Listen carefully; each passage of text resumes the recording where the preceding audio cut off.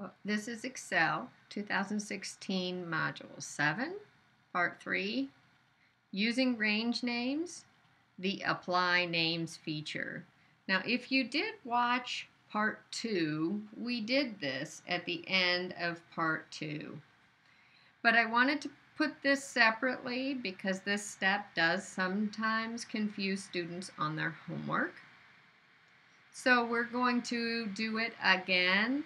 I have gone in and renamed some of the formulas in our worksheet so that they will use the cell references instead of the range names. So let's go back into our winter workbook. And if you are following along and did the last one, you'll want to change the references by typing them in. For B27, I said it is equal to B9. And then going down that column, it's equal to B10, equal to B11, and equal to B12.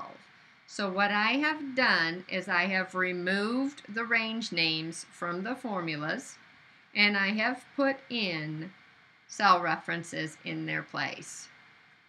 So if I want to correct that, I'm going to come up here to this range name, define names, the drop down arrow, and choose apply names. So I'm going to start out the first time and I'm just going to do one of them. I'm going to do Guardian. So Guardian is selected and I click OK. And now if I look at that first cell, you can see that it changed that cell reference back to a range name. Now you can do one at a time, but this time I'm going to select the three other fields: address, city, state, zip, and telephone. So I'm going to come up to my Define Names group. On Define Name, I'm going to choose the drop-down arrow. Then I'm going to choose Apply Names. I'm going to click on each one that I want to apply. So first I want to apply address.